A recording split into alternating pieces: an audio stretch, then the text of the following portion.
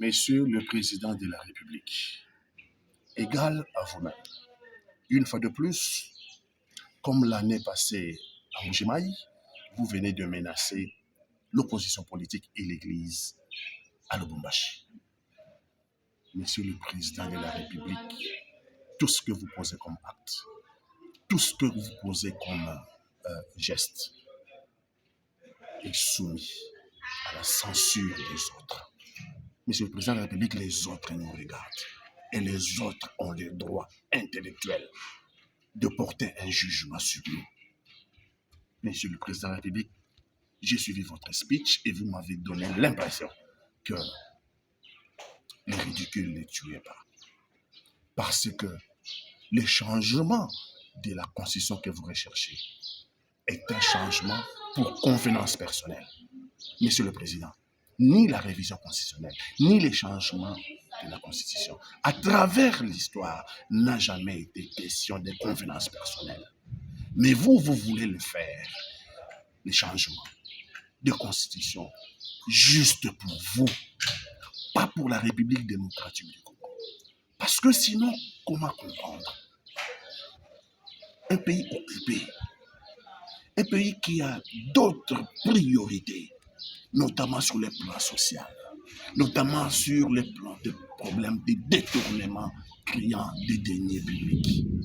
Comment dans un tel pays qui a de priorités de santé publique, comment dans un tel pays dont les enseignants n'ont pas le moyen de vivre, dont les militaires ont un solde insuffisant, insignifiant, comment voulez-vous prioriser d'abord les changements de constitution pour convenance personnelle? Non, Monsieur le Président de la République, on ne vous laissera pas faire.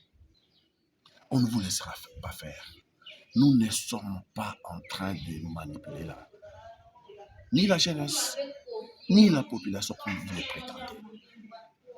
Monsieur le Président de la République, qui manipule la jeunesse et la population congolaise? Si ce n'est vous qui les avez gavés des promesses fallacieuses du style « je ferai du Congo l'Allemagne d'Afrique ».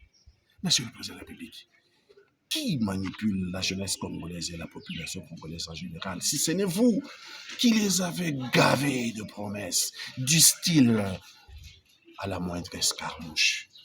Monsieur le Président de la République, vous parlez comme si vous êtes en campagne électorale. Monsieur le Président de la République, il y a un temps pour tout, dit le roi Salomon dans Ecclésiaste, dans la Bible. Monsieur le Président de la République, il y a un temps pour la campagne et il y a un temps pour l'action. Monsieur le Président de la République, ça fait 6 ans que vous êtes là. Vous êtes en train de parler toujours au futur. Vous avez des projets pour la jeunesse. Vous avez des projets pour la population. Vous allez faire ceci pour notre pays. Mais Monsieur le Président de la République, ça fait 6 ans. Le temps de la reddition des comptes est sonné. Vous devez dire aux Congolais qu'est-ce que vous avez fait en 6 ans. Vous devez dire aux Congolais, en 6 ans, vous avez pris les Congolais au point A. Vous l'avez amené maintenant aujourd'hui à quel point? Où nous en sommes avec Bounagana, Monsieur le Président de la République. Vous parlez, vous avez oublié, Bounagana est oublié. Vous avez oublié plus de 200 localités occupées à l'est de notre pays par les troupes rwandaises et les troupes ougandaises. Vous n'en parlez pas. Monsieur le Président, ce qui vous intéresse, c'est votre sort personnel. Non, Monsieur le Président de la République, nous ne vous laisserons pas faire. Nous ne vous laisserons pas faire parce que ce pays est un patrimoine national. Vous ne pouvez pas nous menacer alors que le droit de l'opposition sont garantis par la Constitution.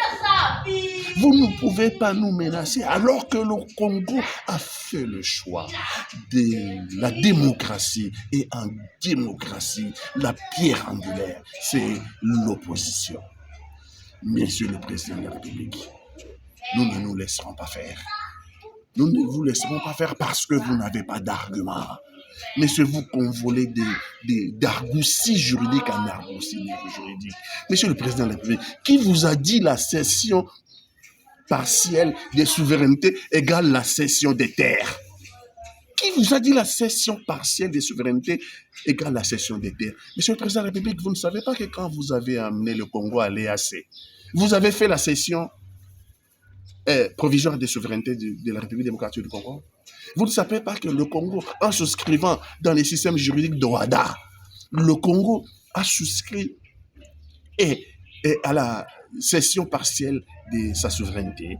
Monsieur le Président de la République, si on fait du droit comparé, aujourd'hui vous n'avez plus les francs français, aujourd'hui vous n'avez plus les francs belges, aujourd'hui vous n'avez plus la lire italienne. L'Europe est passée. L'Europe est passée à la monnaie commune. Ils ont maintenant l'euro. Ça veut dire que tous ces pays d'Europe qui ont maintenant une monnaie unique ont fait la cession provisoire de leur souveraineté. Donc, le problème n'est pas dans la cession provisoire de la souveraineté.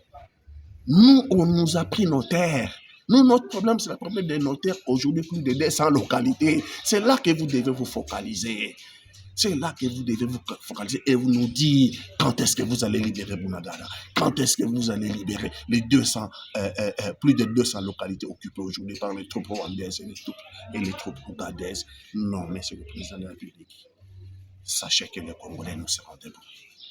Quand sera sonné l'heure, quand vous prendrez la responsabilité de passer réellement au changement de la Constitution, Monsieur le Président, tous les Congolais comme un seul homme, nous nous mettrons debout et nous chanterons comme dans nos contrées. Chilombo kange, kanga malonge, chilombo, chilombo kange, kanga malonga, geu kanga malonga, kanga diakamibie. Kongo ya kuntsintsila mbongo kata kufingangwe, opposition ya nzale. Chilombo kange, kanga malonge, kanga. Chilombo kange, kanga malonga. Ngeu kanga malonga, kanga diakamibie. Kongo ya tintila mbongo kata kufingangwe, opposition ya nzale. Comme un seul homme, nous sortirons parce que de toutes les façons dans notre constitution, vous n'avez pas le mécanisme de son changement. La constitution n'a pas prévu le mécanisme de son changement. Et nous ne vous permettrons pas de vous maintenir pour le 3e mandat et ainsi installer au sommet de notre pays une présidence à vie. Vous êtes avisés.